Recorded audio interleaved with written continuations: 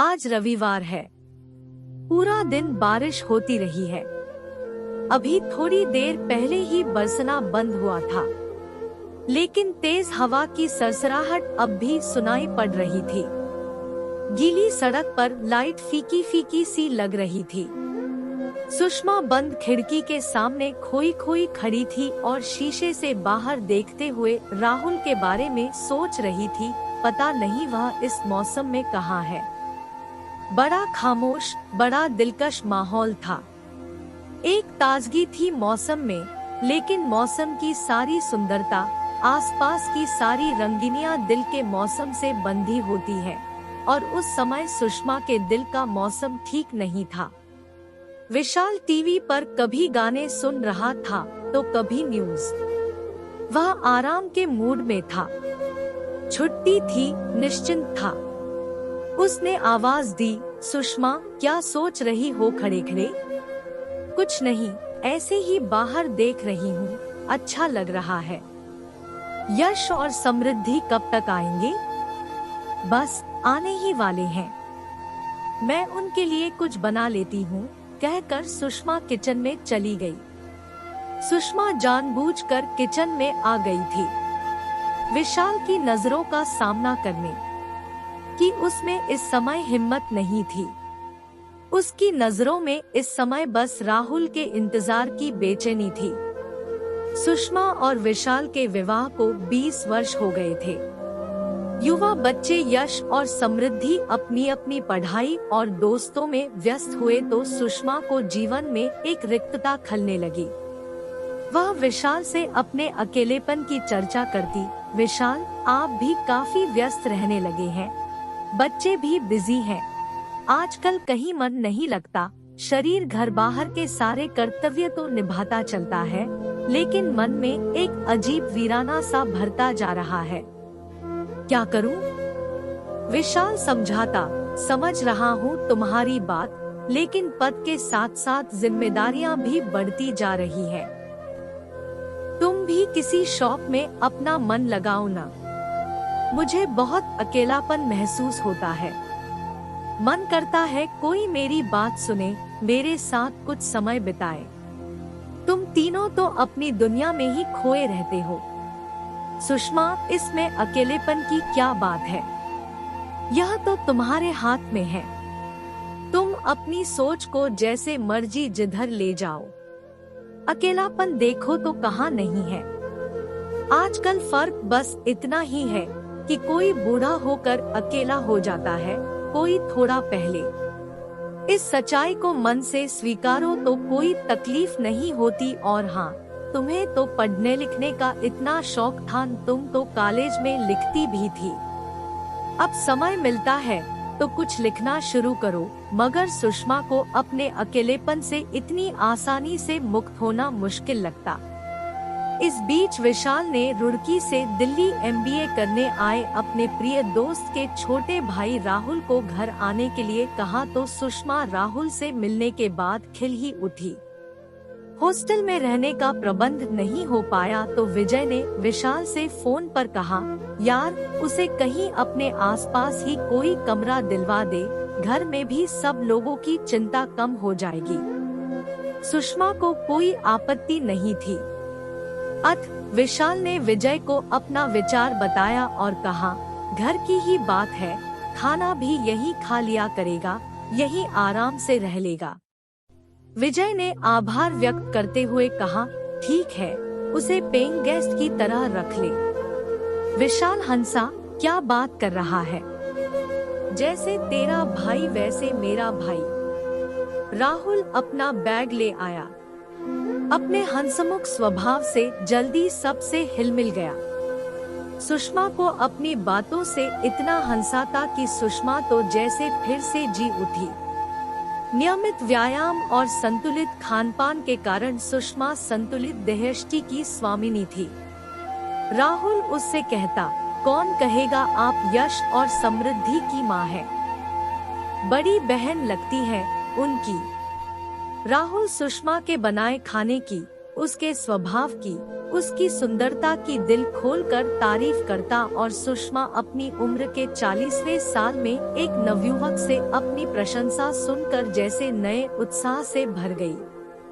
कई दिनों से विशाल अपने पद की बढ़ती जिम्मेदारियों में व्यस्त होता चला गया था। अब तो बस नाश्ते के समय विशाल हां-हूं करता हुआ जल्दी जल्दी पेपर पर नजर डालता और जाने के लिए बैग उठाता और चला जाता। रात को आता तो कभी न्यूज, कभी लैपटॉप, तो कभी फोन पर व्यस्त रहता। सुषमा उसके आगे पीछे घूमती रहती, इंतजार करती रहती कि कब विशाल कुछ रिलैक्स होकर उसकी बात सुनेगा। वह अपने मन की कई बातें उसके साथ बांटना चाहती, लेकिन सुषमा को लगता विशाल की जिम्मेदारियों का सिलसिला थमने का नाम ही नहीं ले रहा है। उसे लगता एक चतुर अधिकारी के मुखौटे के पीछे उसका प्रियतम कहीं छिप सा गया है। बच्चों का अपना रूटीन था। वे घर में होते तो भी अपने मोबाइल पर या टीवी में लगे रहते या फिर पढ़ाई में। वह बच्चों से बात करना भी चाहती तो अक्सर दोनों बच्चों का ध्यान अपने फोन पर रहता। सुषमा उपेक्षित सी उठकर अपने काम में लग जाती और अब अकेले में वह राहुल के संदर्भ में सोचने लगी। लेकिन कौन, कब, बिना कारण, बिना चेतावनी दिए इंसान के भीतर जगह पा जाता है, इसका आभास उस घटना के बाद ही होता है। सुषमा के साथ भी ऐसा ही हुआ। राहुल आया तो दिन ब दिन विशाल और बच्चों की बढ़ती व्यस्तता से मन के एक खाली कोने के भरे जाने की सी अनुभूति होने लगी। विशाल टूर पर रहता तो राहुल कॉलेज से आते ही कहता, भैया गए हुए हैं, आप बोर हो रही होंगी, आप चाहे तो बाहर घूमने चल सकते हैं, यश और समृद्धि को भी ले चलिए। सुषमा कहती, वे तो कोचिंग क्लास में हैं, देर से आएंगे, चलो हम दोनों ही चलते हैं। मैं गाड़ी निकालती हूँ। दोनों जाते, घूम फिर कर खाना खा कर ही आते। सुषमा राहुल को अपना पर्स कहीं निकालने नहीं देती। राहुल उसके जीवन में एक ताज़ा हवा का झोंका बनकर आया था। दोनों की दोस्ती का दायरा बढ़ता गया। वह अकेलेपन की खाई से निकलकर नई दोस्ती की अनुभूति के सागर में गोते लगाने लगी। अपनी उम्र को भूलकर किशोरियों की तरह दोगुने उत्साह से हर काम करने लगी। राहुल की हर बात, हर अदा उसे अच्छी लगती। कई दिनों से अकेलेपन के एहसास से चाहे अनचाहे अपने भीतर का खाली कोना गहराई से महसूस करती आ रही थी। अब उस जगह को राहुल के साथ ने भर दिया था। कोई भी काम करती, राहुल का ध्यान आता रहता, उसका इंतजार रहता। वह लाख दिल को समझाती कि अब किसी और का ख्याल गुनाह है, लेकिन दिल क्या बातें समझ लेता है। नहीं, यह तो सिर्फ अपनी ही जबान समझता है, अपनी ही बोली जानता है। उसमें जो समा जाए वह जरा मुश्किल ही से निकलता है। अब तो न चाहते हुए भी विशाल के साथ अंतरंग पलों में भी वह राहुल की चहकती आवाज से घिरने लगती। मन का दो दिशाओं में पूरे वेग से खिंचना उसे तोड़ जाता। मन में उथल पुथल होने लगती। वह सोचती, यह बैठे बैठाए कौन सा रोग लगा बैठी। यह किशोरियों जैसी बेचैनी, हर आहट पर चौंकना। कभी वह शीशे के सामने खड़ी होकर अपनी मनोदशा पर खुद ही हंस पड़ती। अचानक एक दिन राहुल कॉलेज से मुंह लटकाए आया। सुषमा ने खाने के लिए पूछा तो उसने मना कर दिया। वह चुपचाप ड्राइंग रूम में ही गुमसुम बैठा रहा। सुषमा ने बार बार पूछा तो उसने बताया, आज कॉलेज में मेरा मोबाइल खो गया है। यहाँ आते समय विजय भैया ने इतना महंगा मोबाइल लेकर दिया था। भैया अब बहुत गुस्सा होंगे। सुषमा चुपचाप सुनती रही, कुछ बोली नहीं। लेकिन अगले ही दिन उसने अपनी जमापूंजी से 15,000 निकालकर राहुल के हाथ पर जबरदस्ती रख दिए। राहुल मना करने लगा, लेकिन सुषमा के जोर देने पर रुपए रख लिए। कुछ महीने और बीत गए। विशाल भी फुर्सत मिलते ही राहुल के हालचाल पूछता, वैसे उसके पास समय ही नहीं रहता था। सुषमा पर घर गृहस्थी पूरी तरह से सौंप कर अपने काम में लगा रहता था। सुषमा मन ही मन पूरी तरह राहुल की दोस्ती के रंग में डूबी हुई थी। पहले उसे विशाल में एक दोस्त नजर आता था, अब उसे विशाल में एक दोस्त की झलक भी नहीं दिखती। यह क्या उसी की गलती थी? विशाल को अब उसकी कोमल भावनाएं छू कर भी नहीं जाती थी।